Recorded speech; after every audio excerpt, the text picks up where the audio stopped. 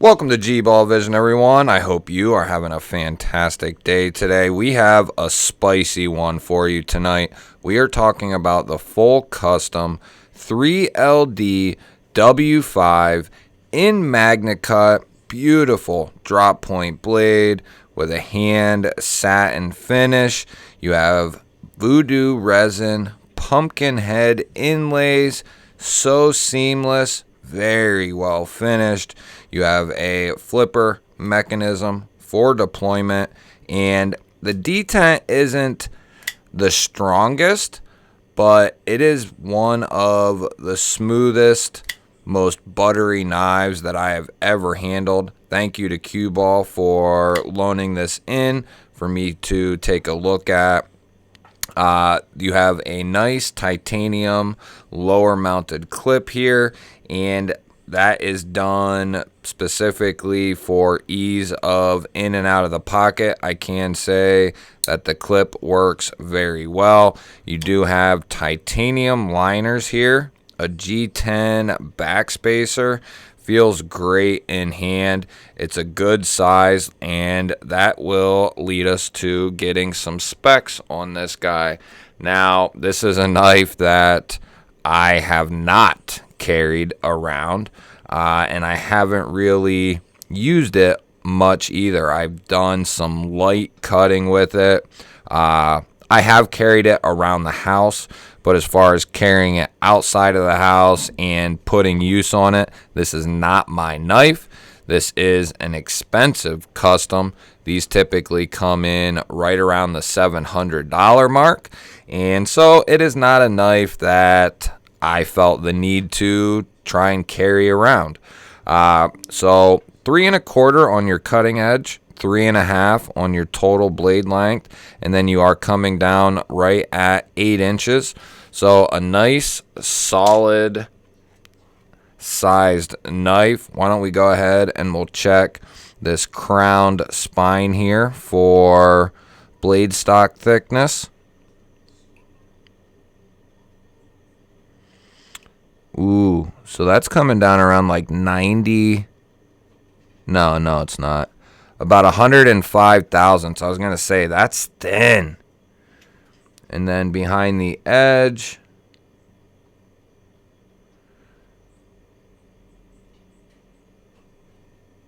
coming down around 16. So I would say probably 15 thousandths behind the edge or somewhere in that ballpark. So you might be asking what 3LD is.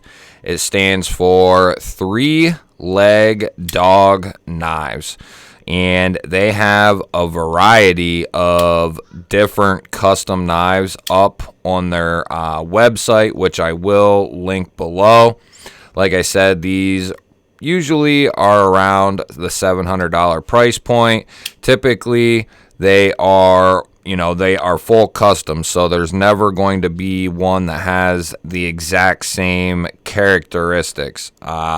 So that is a awesome, feature of these knives. $700, full custom in Magnacut, hand rub satin finish. Great execution on the handles and inlays. I'm a huge fan of this knife. If the detent on this thing was a little more stout, and I get why, it doesn't have it, because that's not the trademark of the designer. It's not, the flippered mechanism is to get the blade out, and, that's it. It's not for fidgeting purposes or having the best action per se. So I get it, but if this had a little stronger of a detent, oh man, would this thing be right up my alley. And and that's not saying you couldn't strengthen it up a touch by maybe moving that liner over a little, but for the light switch, it works very well. The push button works very well as well. They put some nice jimping up here, and then they kind of tweak the flipper tab up just a smidge, and it's right there level with the pivot, so you can get some nice leverage on this thing. And then, of course, if you give it a little wrist, it really thwacks out of there. The ergos are great. You know, the action is buttery smooth. Like I said, the only thing that I would probably change on this knife, considering everything, is just a little stronger on the detent for my personal preference. For a lot of people, this would probably be just fine. You know, I'm a little bit of a detent diva in a sense too, but it's not enough to typically make or break a knife for me. But when we're talking about something this expensive, and it could be, you know, a range of strength for these knives as well. So, you know, that has to also be taken into consideration. But altogether, it's an awesome piece, and it's been a pleasure to have this thing in on the channel, and getting to take a look at it, you know, kind of mess with it. So why don't we throw up a couple comparisons here. We have the TRM Shadow, we have the Brian Brown Knives Jaeger M. They both are fairly equivalent. How about the TRM Atom and the TRM Neutron? How about we do two more? We'll do the Vero Synapse XL. So this is not, you know, a small knife. It's close with the Synapse XL, and then it's basically right on point with the EMP EDC Nimble X version 2. Definitely a great size in my opinion. The other thing I wanted to check was what we had for a handle thickness. It is a little thicker in hand, about 0.56. So right around average, I would say, for handle thickness. I have no issues with 0.4 to like 0.6. This feels great in the hand. The titanium liners are nice and thick. Then you have some nice thick handles, providing you with some good ergos, and then your backspacer adds in on that. Even though the clip flares up like that, I don't feel it in hand. So that's kind of, I don't know, that's kind of odd. I thought that would bother me, but I don't feel it at all. I don't know if it's tucked in there perfectly. Different size hands may vary, but it tends to land kind of right in between my knuckles there, and doesn't bother me one bit. Would I prefer maybe like a 3D milled clip or something of that nature? Yeah, I would. But I get the utilitarian-ness of this style of clip being lower mounted.